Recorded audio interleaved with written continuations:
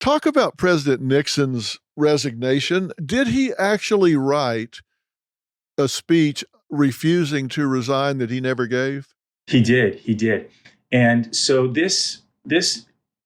this chapter, people, when they think of Nixon right now, he's almost become kind of like a cartoonish figure, like a sort of sweaty, dark stubble, looking kind of evil. But we forget the guy was charming. He was persuasive.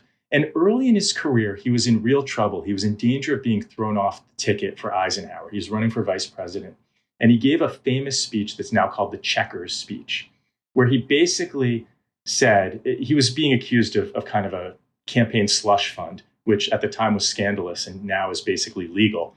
And he basically did what people called a financial striptease.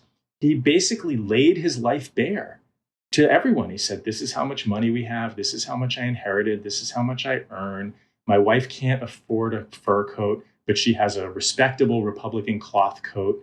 And finally said, "And there is one gift we got, and it's this dog, Checkers. And I'm sorry, the kids love him, and we're not returning him." And it was the most incredibly charming speech. And it really began this era of politicians being relatable and confessional in a way. And it was so effective that hundreds of thousands of people wrote to the Republican National Committee, even though Nixon forgot to tell them to write to the Republican National Committee, saying he should stay on the ticket. And so he had saved his own political backside once by giving a speech. And when in the midst of impeachment, he thought, maybe I can pull another rabbit out of this hat. Maybe I can do it again. And so he was prepared to do something quite similar. He was prepared to say, look, I've seen the evidence against me. It ain't good. It isn't good. But here's why I think I should stay as president. And he put together an argument with Ray Price, who was his speechwriter at the time, where he basically said, we've had a president assassinated, JFK. We've had a president basically run out of office, Lyndon Johnson. Don't we need, for national continuity, me to stay on, especially because the evidence you see against me, again, it looks bad, but in reality, it isn't that bad. And so Nixon looked at it and he absolutely considered it and thought maybe he could be persuasive enough. Whatever the mistakes that have been made, and they are many, and whatever the measure of my own responsibility for those mistakes, I firmly believe that I have not committed any act of commission or omission that justifies removing a duly elected president from office. If I did believe that I had committed such an act, I would have resigned long ago. For me to see this through will have costs for the country in the short run.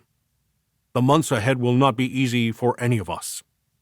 But in the long run, whatever the outcome, the results will be a more stable form of government. Far more damaging than the ordeal of a Senate trial, far more damaging than even the conviction and removal of a president, would be the descent toward chaos if presidents could be removed short of impeachment and trial. Throughout the Western world, governmental instability has reached almost epidemic proportions. In the United States, within the last dozen years, one president was assassinated. The next was, in effect, driven from office when he did not even seek re-election. And now the third stands on the verge of impeachment by the House of Representatives, confronted with calls for his resignation in order to make the process of removal easy. This country bears enormous responsibilities to itself and to the world. If we are to meet those responsibilities in this and future presidencies, we must not let this office be destroyed, or let it fall such easy prey to those who would exult in the breaking of the precedent that the game becomes a national habit. What I find interesting about this chapter is throughout our history, we've had leaders who have tried to hang on to power even when it was time to go.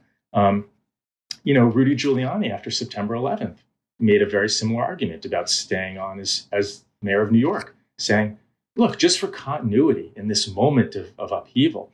And so Nixon considered it and he considered it, but ultimately he decided not to do it. And I have one other chapter where a speaker decided not to give a speech. And this is the mayor of Boston, a guy named Kevin White, in the 1970s.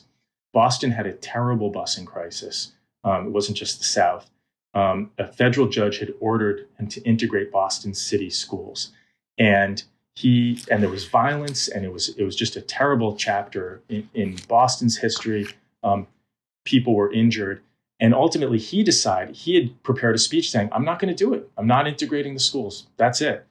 And ultimately, he decided to back down too, because one of his advisors told me as I was doing research for the book, there's something worse than telling people something they don't want to hear. And that's telling them something they do want to hear and then not being able to follow through on it. Right. And so Nixon kind of knew that he couldn't follow through on this fight to stay in office. So if he laid out all the reasons he should stay and then had to resign or was impeached, that would be worse than just resigning. And Mayor Kevin White in Boston basically told people something they didn't want to hear. And amazingly enough, and he said, look, I don't like it, you don't like it, but those are the rules and we're going to do it. And he won re-election. And I just want to read one quote from him at that time, which he actually said in the speech, which I think is a good lesson for politicians today. He said, there is no odor save death, worse than that of a public official, too frightened and fearful to say above a whisper what he honestly believes. And White basically said, so what this judge is doing, it's the right thing to do. It may not be fun, but it's the rule. We're going to do it. And I just love those examples. Yeah, that's pretty powerful.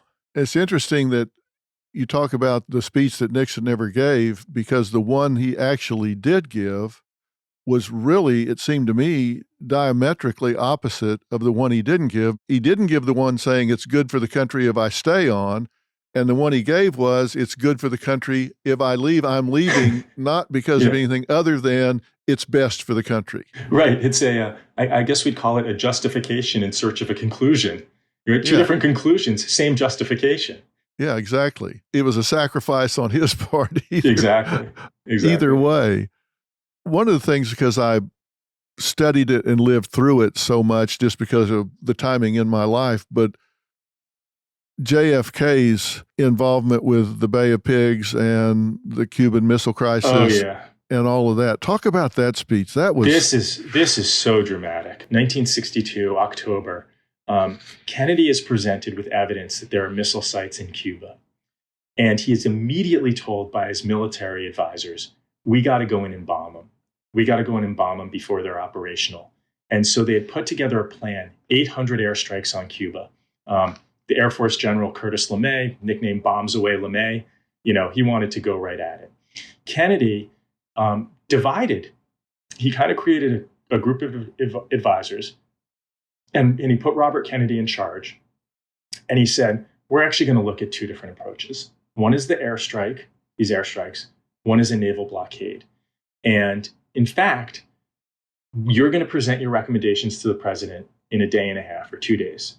And the first thing in your recommendations is going to be a speech explaining to the nation why this is the correct course of action.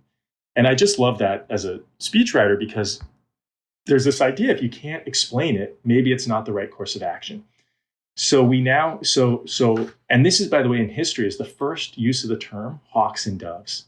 The airstrike group were the hawks. The blockade group were the Picasso doves, war hawks and Picasso doves. And so there's an airstrike draft explaining airstrikes. And what we didn't know at the time is that the missiles were already operational. So the airstrike would have been an incredibly terrible outcome, because these were nuclear missiles. Command was in the hands of the missile commanders on the ground. They didn't have to call Moscow. But in this speech, there's a parenthetical, a bracketed expression. And this is when people are writing and they don't know what the answers are going to be or what the outcome is going to be. They basically say, to come. We're going to fill in this blank later. And here's what the blank said. It said, follows a description of first reports of action. In other words, in this speech, there's a buildup. We've undertaken these airstrikes, and then they just have a blank. And now we're going to fill in, after it happens, we're going to fill in the blank.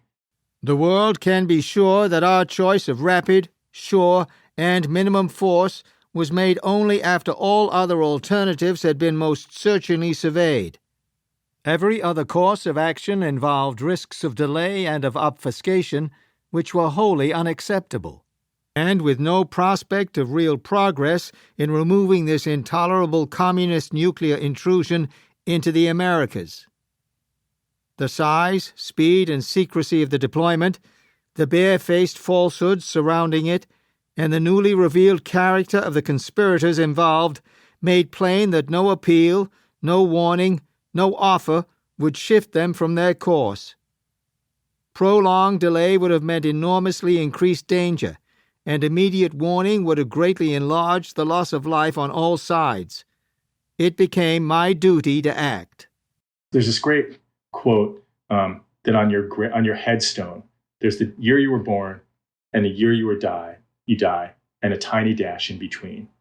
And to God, that tiny dash is everything. Well, in the book, I say, to humanity, to history, that parenthetical is everything. What would have happened if we started airstrikes and had, half the eastern seaboard vaporized in a nuclear counterattack? And it absolutely could have happened. And it was so harrowing when people found this out that everyone involved with writing the speech denied having written it. So really, one of the mysteries within the mystery that I have in the book is I hired an FBI forensic analyst to look at the handwriting to say, whose handwriting is this? Is it McGeorge Bundy, the national security advisor? Is it Ted Sorensen, who had been who was a conscientious objector in World War II and said it was unthinkable, I didn't write it. And so I go in and I solve the mystery. And I won't keep your listeners in suspense. But Ted Sorensen, who denied having written it, actually wrote almost all of it. Wow. Others chimed in, and I thought, is it possible? Is he lying? And then I thought about my own experience where I've written, support for use of force resolutions and things like that. And sometimes something, and you know this professionally, sometimes something is so hard to confront that you've done it that you really do forget. And I believe that Sorensen believed what he said when he said he didn't write it. But it's one of these incredible moments in history. This is one of the reasons, I think it's just one of several reasons I'm going to talk about before we're done, that I think people need to read Undelivered, because I think there are so many things that have happened in history behind the scenes that people don't know, and realizing how close we were to actual nuclear attack just based on the decision. This wasn't like, wow, this was a long shot that this could have happened. This wasn't a long shot at all.